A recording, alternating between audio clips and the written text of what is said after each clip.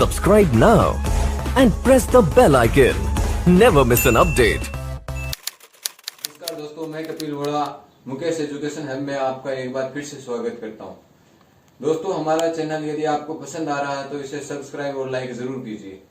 दोस्तों, हमने पिछले वीडियो में जैसे कि आईपीसी की प्रमुख धाराएं और वो उसकी स्थापना कब हुई, वह कब आई थी, 1860 में वो आई थी। उसकी स्थापना 1 जनवरी 1862 में हुई थी। लॉर्ड मैकाले इसका प्रथम विधि अधिकारी बताया था मैंने, और आगे लॉर्ड कैनिंग के बारे में भी बताया था कि इसके काल में लागू हुई थी आईपीसी। इसके बाद में हम जो भी धाराएं बचे वो आज इस वीडियो में हम अध्ययन करेंगे। इससे पहले हमने 3 अधिनियम पूरे कर लिए हैं, जैसे घरेलू हिंसा संरक्षण अधिनियम, अपराध के बारे में पढ़ लिया है, एनसीआरबी के बारे में भी अध्ययन कर लिया है, गर्भ चिकित्सा समापन अधिनियम पढ़ लिया है। ये आपको पिछले वीडियो में आपको उपलब्ध हो जाएंगे। तो आज हम आगे के धाराओं के बारे में बात करते हैं। आईपीसी की आगे की धाराएं, धारा 146। दोस्तों, धारा 146 में क्या बताया गया है? धारा 146 में बताया गया है कोई भी व्यक्ति कोई उपद्रव करता है, उपद्रव के बारे में बताया गया है कि देश में किस प्रकार के उपद्रव होते हैं, उसी के बारे में इस धारा में बताया गया है। तो इसमें उपद्रव के बारे में बताया गया है। उपद्रव फैलाना, कोई व्यक्ति उपद्रव फैलाता है उसके बारे में बताया गया है धारा 146 के अंतर्गत। धारा 146 के बाद में आगे धारा आती है धारा 154। दोस्तों, धारा 154 में कोई भी व्यक्ति किसी भी अपराध के बारे में यदि एफआईआर दर्ज कराएगा तो धारा 154 के अंतर्गत क्या होगी? एफआईआर दर्ज होगी। एफआईआर दर्ज कराना, धारा 154 के अंतर्गत क्या करवाई जाएगी? एफआईआर दर्ज करवाई जाएगी। दर्ज करवाना, तो धारा 154 के अंतर्गत क्या दिया गया है दोस्तों? धारा 154 में दिया गया है कोई भी एफआईआर दर्ज करवा सकते हैं। और धारा 159, धारा 159 में क्या है दोस्तों? धारा 159 में है दंगे प्रसाद मचाना, दंगे मचाना। धारा 159 में बताया गया है कि देश में कोई भी दंगे मचाता है उसके बारे में बताया गया है दंगा मचाना। ठीक है दोस्तों, दंगे के बारे में इस धारा के अंतर्गत है 159 के अंतर्गत। इसके बाद में आगे धारा आती है धारा 160। धारा 160 में क्या है? जो भी व्यक्ति उपद्रव फैलाता है उसके लिए कोई सजा का प्रावधान किया गया है। वो कौन सी धारा में किया गया है? धारा आईपीसी की धारा 160 के अंतर्गत। तो धारा 160 में किसके बारे में बताया गया है? उपद्रव के लिए सजा, उपद्रव फैलाने वालों के लिए सजा, उपद्रव फैलाने वालों के लिए सजा, उपद्रव फैलाने वालों के लिए सजा का प्रावधान के लिए सजा। दोस्तों, इसमें सजा कितनी होगी? 1 माह की सजा, 1 माह की सजा प्लस साथ में क्या 100 रुपए का जुर्माना और देना पड़ेगा, 100 रुपए का जुर्माना। दोस्तों, आईपीसी की 160 में उपद्रव जो व्यक्ति फैलाता है उसके लिए सजा का प्रावधान कितना किया गया है? 1 माह की सजा, 1 महीने की सजा और साथ में 100 रुपए का जुर्माना होगा। ये आईपीसी धारा 160 में बताया गया है। धारा 161 में क्या है दोस्तों? धारा 161 में है कोई भी अपराधी को यदि पुलिस पकड़ कर ले जाती है तो पहले किसके सामने बयान होंगे उसके बारे में बताया गया। तो धारा 161 के तहत क्या है? पुलिस के सामने बयान, पुलिस के सामने बयान, सामने बयान। दोस्तों, धारा 161 में क्या है? पुलिस के सामने बयान। पुलिस किसके पास ले जाएगी? मजिस्ट्रेट के पास ले जाएगी। तो मजिस्ट्रेट के सामने कौन सी धारा में बयान है दोस्तों? धारा 164। धारा 164 में क्या है? मजिस्ट्रेट के सामने बयान, मजिस्ट्रेट के सामने बयान, मजिस्ट्रेट के सामने बयान, सामने बयान। धारा 164 में क्या है दोस्तों? मजिस्ट्रेट के सामने अपराधी क्या करेगा? बयान देने का कार्य करेगा। इसके बाद में कौन सी धारा आएगी? धारा आएगी 166 बी। धारा 166 बी, 166 बी में क्या बताया गया है? यदि कोई बीमार व्यक्ति किसके पास जाता है? चिकित्सक के पास जाता है, डॉक्टर के पास जाता है और वो उसको दवाई देने के लिए मना कर देता है तो सीआरपीसी के तहत उसको धारा 357 के तहत 1 साल की सजा होगी। तो इसमें क्या बताया गया है? कोई भी बीमार, कोई भी पीड़ित व्यक्ति, कोई भी पीड़ित व्यक्ति डॉक्टर के पास जाता है, डॉक्टर के पास जाता है और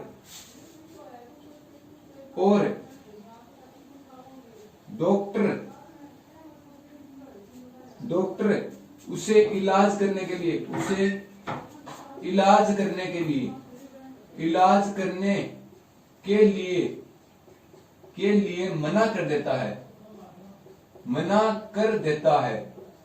दोस्तों इलाज करने के लिए मना कर देता है तो सीआरपीसी के तहत धारा 357 के तहत कितने साल की सजा होगी?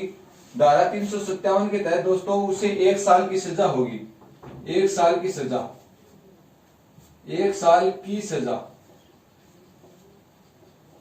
धारा सीआरपीसी की धारा 357 के तहत दोस्तों कितने साल की सजा होगी? 1 साल की सजा होगी। धारा 146 में देखो दोस्तों, वापस से हम इसका अध्ययन करते हैं। धारा 146 में उपद्रव फैलाने वालों के बारे में बताया गया है कि देश में किस प्रकार से उपद्रव फैलाए जाते हैं। धारा 154 में कोई भी यदि किसी व्यक्ति ने अपराध किया है तो उसके लिए क्या करवाई जाएगी? एफआईआर दर्ज करवाई जाएगी। वो किस धारा के अंतर्गत करवाई जाएगी? एफआईआर दर्ज कोई भी अपराध के लिए धारा 154 में करवाई जाती है। धारा 159 में दंगे मचाने वाले के बारे में बताया गया कि देश में किस प्रकार के दंगे मचाए जाते हैं, उसके बारे में अध्ययन किस धारा में किया जाता है? 159 में। धारा 160 में क्या? उपद्रव फैलाने के लिए 1 माह की सजा होगी और 100 रुपए का जुर्माना होगा। इसके बाद में धारा 161 में क्या बताया गया दोस्तों? धारा 161 में पुलिस के सामने बयान, कि पुलिस के सामने क्या क्या बयान है उसके बारे में बताया गया है। धारा 164 में क्या? मजिस्ट्रेट के सामने बयान। मजिस्ट्रेट के सामने बयान कौन सी धारा में होंगे? 164 के अंतर्गत। 166 में क्या? कोई भी पीड़ित व्यक्ति है और वो डॉक्टर के पास जाता है, डॉक्टर उसे कहता है मैं तुम्हारा इलाज नहीं करूंगा, तो इलाज नहीं करेगा, ये बात कहता है तो उसे सीआरपीसी की धारा 357 के तहत उसे 1 साल की सजा होगी। दोस्तों यदि आप इसका एक बार स्क्रीनशॉट ले लीजिए।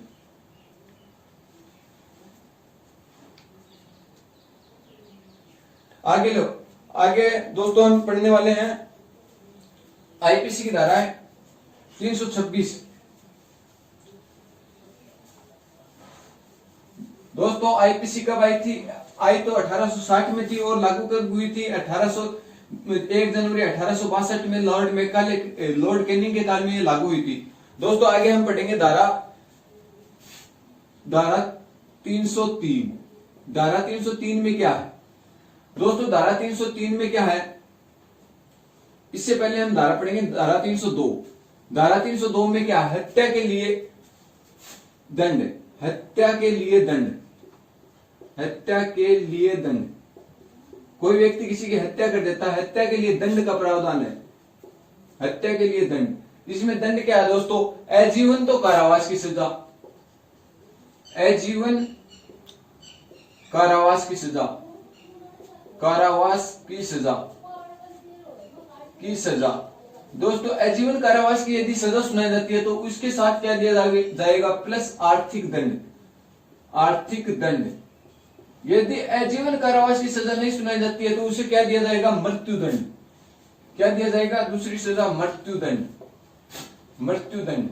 इससे आगे हम बात करते हैं धारा 303। धारा 303 में क्या है दोस्तों? धारा 303 में क्या? किसी व्यक्ति को आजीवन कारावास की सजा सुनाई दी जाती है और फिर वह आत्महत्या करने का प्रयास कर रहा है तो उसे क्या किया जाएगा? धारा 303 के तहत मृत्यु दंड दे दिया जाएगा। किसी व्यक्ति को आजीवन कारावास की सजा सुनाई जाती है, की सजा सुनाई जाती है और बाद में वह आत्महत्या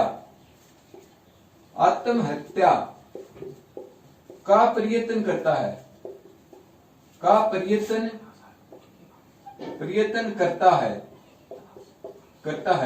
तो उसे क्या किया जाएगा? मृत्यु दंड की सजा सुनाई जाएगी। तो उसे मृत्यु दंड की सजा सुनाई जाएगी, मृत्यु दंड की सजा सुनाई जाएगी, की सजा सुनाई जाएगी। दोस्तों धारा 303 में क्या दिया गया है? किसी व्यक्ति को आजीवन कारावास की सजा सुना दी गई और वो क्या करता है? आत्महत्या का प्रयास करता है तो उसे क्या सजा सुनाई जाएगी? मृत्यु दंड की सजा सुना दी जाएगी। धारा 304। धारा 304 बी, धारा 304 बी में क्या बताया गया है दोस्तों? धारा 304 बी में बताया गया है दहेज से हत्या, किसी महिला की क्या होती है? दहेज से हत्या होती है। दहेज से हत्या, किसी महिला की दहेज के कारण हत्या हो गई तो उसको कितने साल की सजा होगी? या तो 7 साल की सजा, 7 साल की सजा, 7 साल की सजा, या कितनी सजा दोस्तों? या उसे आजीवन कारावास की सजा, या आजीवन कारावास की सजा, कारावास की सजा। ये दोस्तों धारा 304 बी में बताया गया है। आगे धारा 305, धारा 305 में क्या बताया गया है दोस्तों? किसी बालक द्वारा आत्महत्या का प्रयास किया जाता है तो उसे सजा देने का प्रावधान है। किसी बालक आत्महत्या का प्रयास कर रहा है तो उसको धारा 305 के तहत सजा देने का प्रावधान। किसी बालक द्वारा आत्महत्या का प्रयास, किसी बालक द्वारा आत्महत्या का प्रयास, आत्महत्या का प्रयास, कोई बालक यदि आत्महत्या का प्रयास कर रहा है तो दोस्तों धारा 305 के तहत कितने साल की सजा होगी? सजा 7 साल, सजा 7 साल। ये धारा 305 में बताया गया है दोस्तों। धारा 302 में हत्या के लिए दंड का प्रावधान था। धारा 303 में किसी बालक द्वारा आजीवन कारावास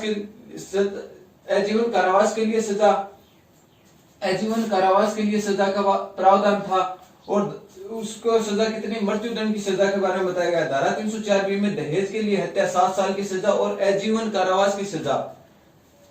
धारा 305 में क्या है? बालक की हत्या, आत्महत्या का प्रयास कर रहा है तो उसे, बालक आत्महत्या का प्रयास करता है तो उसे कितने साल की सजा? 7 साल की सजा। दोस्तों आप एक बार इसका स्क्रीनशॉट ले लीजिए। दोस्तों अभी आपने स्क्रीनशॉट ले लिया होगा इसका। अभी अब हम आगे धारा 306 पढ़ेंगे। कौन सी धारा? धारा 306। दोस्तों धारा 304 बी मोस्ट है, दहेज के लिए मृत्यु, उसके लिए के 7 साल की सजा और आजीवन कारावास का लिए दंड का प्रावधान किया गया है। अब आगे पढ़ेंगे हम धारा 306। धारा 306 में दोस्तों क्या बताया गया है? कोई धारा 305 में क्या बताया गया था? कोई बालक आत्महत्या का प्रयास करता है तो उसके लिए सजा थी। अब की बार क्या है? धारा 306 में कोई बालिक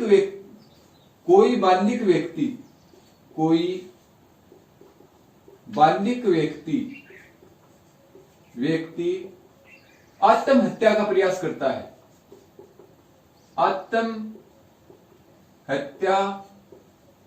का प्रयास करता है, का प्रयास करता है तो इसमें सजा दोस्तों कितनी है? तो इसमें सजा है 10 साल। सजा कितनी है? 10 साल। ये धारा 306 में बताया गया है। धारा 306 में क्या बताया गया है? कोई भी व्यक्ति आत्महत्या का प्रयास कर रहा है तो कितने साल की सजा है? 10 साल की सजा है। अब आगे हम धारा पढ़ेंगे धारा 307। दोस्तों धारा 307 में क्या है? धारा 307 में बताया गया है किसी की हत्या करना का प्रयास करता है। कोई व्यक्ति किसी की हत्या करने का प्रयास करता है, किसी की हत्या करने का प्रयास करता है, क्या करता है? कोई भी व्यक्ति किसी व्यक्ति की हत्या करने का प्रयास कर रहा है तो उसमें सजा कितनी है? देखो दोस्तों, सजा वो है 10 साल। 10 साल के साथ प्लस क्या मिलेगा? उसे आर्थिक दंड और मिलेगा। क्या मिलेगा? आर्थिक दंड मतलब क्या है? इसमें आर्थिक दंड में क्या है? उसे रुपए पैसे देने होंगे। अब आगे हम धारा पढ़ेंगे धारा 308। धारा 308 में क्या है दोस्तों? धारा 308 में क्या? गैर इरादतों से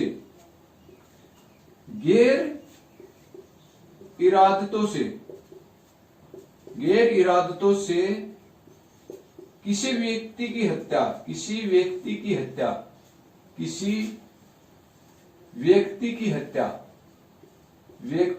हत्या, हत्या करने का प्रयास, करने का प्रयास, हत्या नहीं किया दोस्तों, इसमें हत्या करने का प्रयास कर रहा है।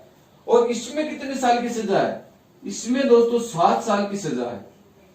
7 साल की सजा, 7 साल की सजा। सजा के साथ क्या है दोस्तों? प्लस आर्थिक दंड तो मौजूद ही होगा। आर्थिक दंड, आर्थिक दंड। दोस्तों गैर इरादतों से किसी व्यक्ति की हत्या का मतलब क्या होता है? जैसे कोई व्यक्ति है और वो दूसरे के माध्यम से किसी की हत्या कराने का प्रयास करता है, उसे कहते हैं गैर इरादतों से हत्या करने का प्रयास। मतलब खुद हत्या करने का प्रयास नहीं कर रहा है, दूसरे व्यक्ति का सहारा लेकर उससे हत्या करवाने का प्रयास कर रहा है, उसे कहते हैं गैर इरादतों से हत्या कराने का प्रयास। ये धारा 308 में बताया गया है। और धारा 309 में क्या बताया गया है दोस्तों? धारा 309, धारा 309 में बताया गया है कि कोई भी व्यक्ति आत्महत्या का प्रयास करता है, आत्महत्या का प्रयास करता है, कोई भी व्यक्ति आत्महत्या का प्रयास करता है तो उसे सजा का प्रावधान है। तो उसे सजा का प्रावधान, सजा कितनी है दोस्तों? इसमें 1 साल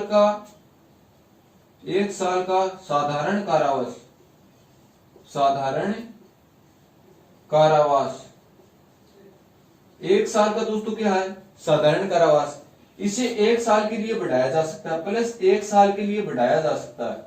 1 साल के लिए बढ़ाना, 1 साल के लिए बढ़ाया जा सकता है। प्लस इसमें क्या होगा? साथ में आर्थिक दंड मौजूद होगा। साथ में क्या है? आर्थिक दंड, आर्थिक दंड। दोस्तों इसमें क्या है? 1 साल का साधारण कारावास है, 1 साल का के लिए बढ़ा भी दिया जा सकता है और आर्थिक दंड भी है। धारा 309 में बताया गया है कि किसी व्यक्ति की आत्महत्या करता है तो उसके लिए 1 साल का साधारण कारावास, यदि 1 साल का साधारण कारावास नहीं सुनाया जाता तो उसके 1 साल के लिए बढ़ाया भी जा सकता है और प्लस आर्थिक दंड। देखो दोस्तों वापस से धारा 306 में क्या है? कोई भी व्यक्ति किसी आत्महत्या करने का प्रयास करता है, किसी व्यक्ति की आत्महत्या करने का प्रयास करता है तो कितने साल की सजा? 10 साल की सजा। और धारा 307 में क्या बताया गया है कि कोई भी व्यक्ति आत्महत्या करने का प्रयास करता है, कोई भी व्यक्ति आत्महत्या करने का प्रयास करता है तो उसमें 10 साल की सजा प्लस आर्थिक दंड है।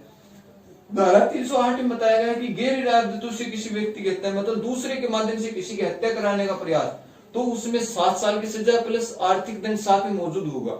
आर्थिक दंड दोस्तों न्यायालय अपनी इच्छा अनुसार सुना सकता है, 5,000, 10,000, 15,000, 1 लाख रुपए तक कितना भी सुना सकता है, वो उसे चुकाना होगा। धारा 309 में क्या है? किसी भी व्यक्ति द्वारा आत्महत्या का प्रयास किया जाता है, कोई व्यक्ति अपने आप ही आत्महत्या का प्रयास कर रहा है तो उसके लिए 1 वर्ष का साधारण कारावास, 1 साल के लिए उसे बढ़ा भी दिया जा सकता है और आर्थिक दंड साथ में। दोस्तों यदि ये पसंद आ रहा है तो इसे सब्सक्राइब करते रहिए, आप इस चैनल पे नए हो। आप इसका स्क्रीनशॉट ले लीजिए एक बार, फिर आगे हम धारा पढ़ेंगे।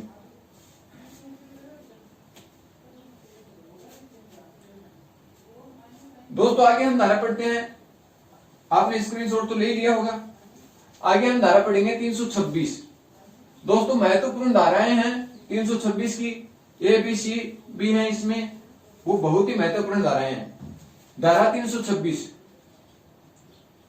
धारा 326, धारा 326 में क्या है? किसी व्यक्ति द्वारा, दोस्तों किसी भी व्यक्ति, कोई भी व्यक्ति होता है और वो किसी रासायनिक पदार्थ से किसी व्यक्ति पर हमला करता है, किसी व्यक्ति द्वारा रासायनिक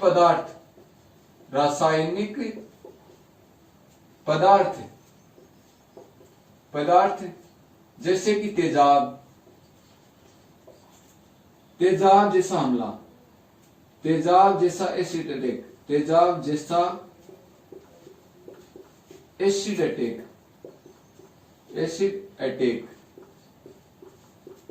अटैक करता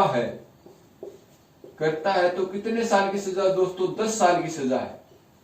ये धारा 326 में बताया गया है कि कोई भी व्यक्ति किसी रासायनिक पदार्थ जैसे तेजाब, एसिड अटैक से किसी व्यक्ति पर हमला करता है तो उसे कितने साल की सजा? 10 साल की सजा होगी। सजा कितनी है दोस्तों? 10 साल की, ये बताया गया है। आगे हम धारा पढ़ेंगे धारा 326A, धारा 326A, 326A। ए की जगह दोस्तों कै भी मंडकर आ सकता है, क्योंकि धारा 326 क और ए का मतलब एक ही होता है। धारा 326 ए में क्या बताया गया है कि कोई भी व्यक्ति जानबूझकर किसी पर एसिड अटैक का हमला करता है। कोई व्यक्ति किसी पर जानबूझकर एसिड अटैक का हमला करता है। एसिड अटैक का हमला करता है। अटैक का हमला करता है तो इसे दोस्तों क्या सजा होगी? या तो इसे दोस्तों आजीवन कारावास की सजा,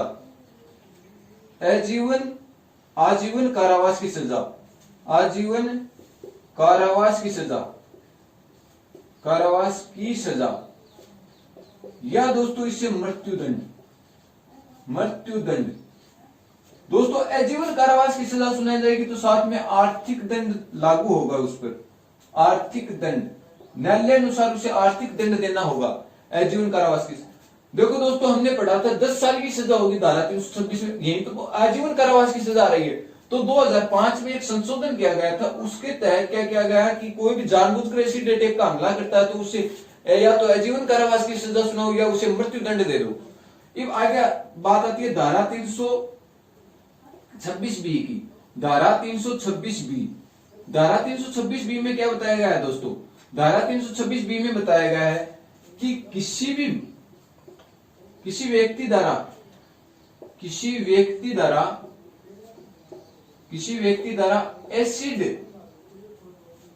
एसिड अटैक करने का प्रयास किया गया है। अटैक करने का प्रयास ही किया गया है। प्रयास किया जाता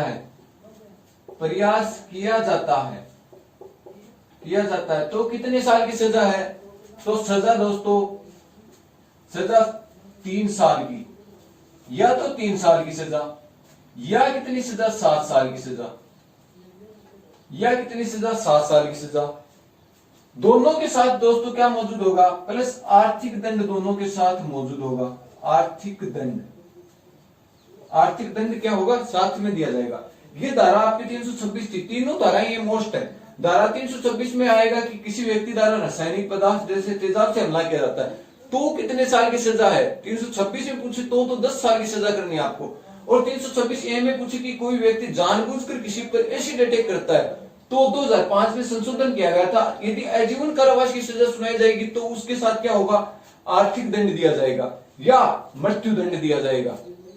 अब ये 326 बी में क्या है? किसी व्यक्ति द्वारा एसिड अटैक किया जाता है, एसिड अटैक करने का प्रयास किया जाता है, उसने एसिड अटैक किया नहीं है परंतु वो प्रयास कर रहा है तो उसे कितने साल की सजा? 3 साल की सजा या 7 साल की सजा होगी। और उसमें कितना दंड भी दिया जाएगा? आर्थिक दंड दिया जाएगा साथ में। ये आर्थिक दंड मौजूद होगा। ये धारा 326 थी। इसका आप एक बार स्क्रीनशॉट ले लीजिए, फिर हम आगे की धाराएं पढ़ेंगे।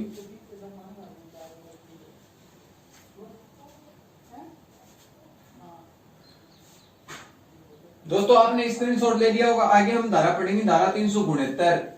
दोस्तों एक बार आपको पीछे का रिवीजन करवा देता हूं। जैसे कि आईपीसी कब आई थी, हमने 4-5 धारा पढ़ भी ली है। जैसे धारा 354 पूरी पढ़ी थी, यौन उत्पीड़न से संबंधित थी। उसमें जैसे कि हमने धारा 354 पढ़ी थी, यौन उत्पीड़न से संबंधित 1 से 5 साल की सजा थी। 498 पढ़ी थी, किसी नाबालिग का अपहरण, उसमें 3 साल की सजा थी। उसके बाद में 498 ए पढ़ा था, उसमें महिलाओं के साथ क्रूरता का व्यवहार के बारे में बताया गया था। इस प्रकार हमने पीछे धाराओं का वर्णन पढ़ा है, आप पीछे की वीडियो में देख सकते हैं। अब आगे हम पढ़ेंगे धारा 369। धारा 369, धारा 369 में क्या है दोस्तों? कोई भी व्यक्ति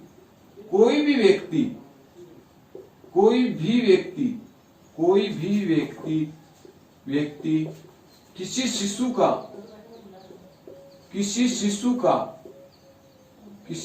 का अपहरण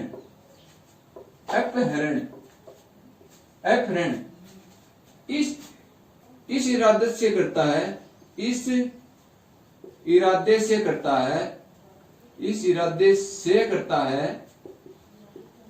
करता है कि उसका कोई अंग बेचा जा सकेगा, कि उसका कोई अंग बेचा जा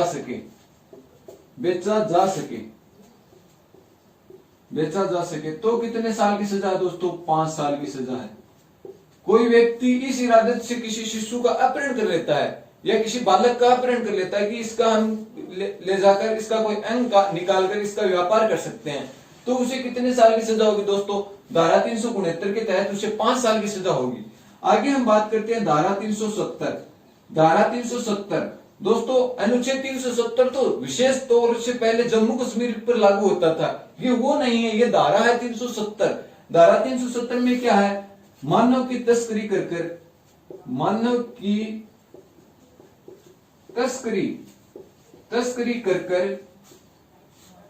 करके उसे दास के रूप में खरीदना या बेचना, उसे दास के रूप में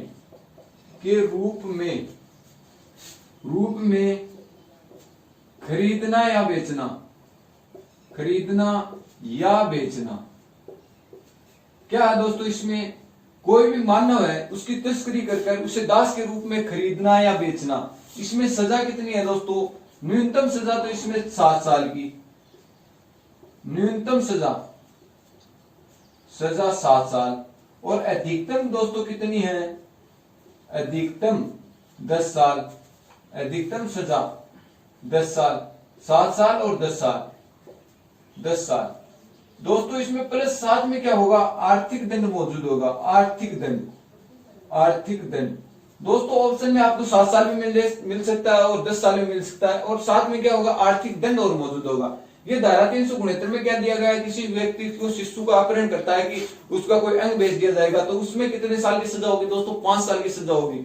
और 370 में क्या बताया गया है कि कोई भी मानव तस्करी करता है और उसे दास के रूप में अपनाता है या खरीदता है या बेचता है, ऐसा कार्य करता है, तो उसे 7 साल की सजा तो न्यूनतम है और 10 साल की सजा अधिकतम है, और आर्थिक दंड साथ में मिलेगा। ये इस 2 धाराओं में बताया गया है। आगे हम बात करते हैं अगली धाराओं की। दोस्तों एक बार इसका स्क्रीनशॉट ले लीजिए। आगे हम बात करेंगे धारा 373 के बारे में। दोस्तों धारा 373 में क्या बताया गया है?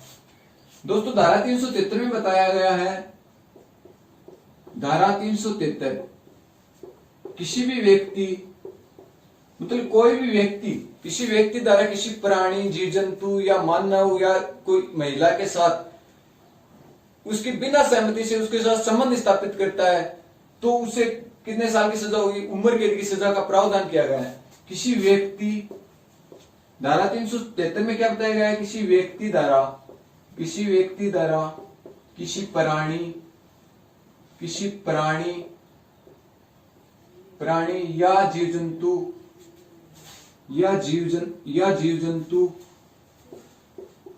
जंतु या कोई महिला या कोई पुरुष या किसी पुरुष के साथ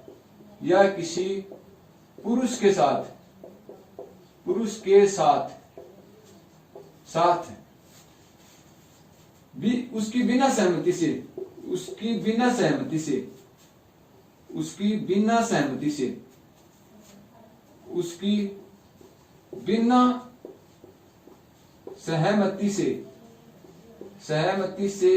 संबंध स्थापित करना।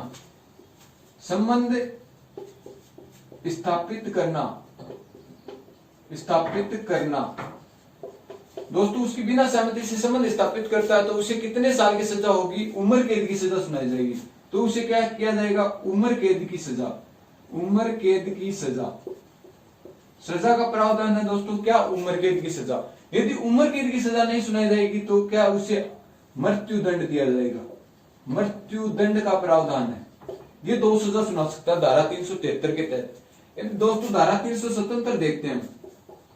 धारा 377 में क्या बताया गया है? कि समलैंगिकता कोई अपराध नहीं है। समलैंगिकता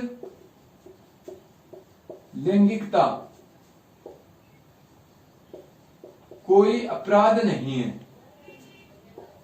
कोई अपराध नहीं है। अपराध नहीं है। ये समलैंगिकता कोई अपराध नहीं है। ये क्या है? एक असंवैधानिक है। ये क्या है? यह एक असंवैधानिक है। यह एक असंवैधानिक है। असंवैधानिक।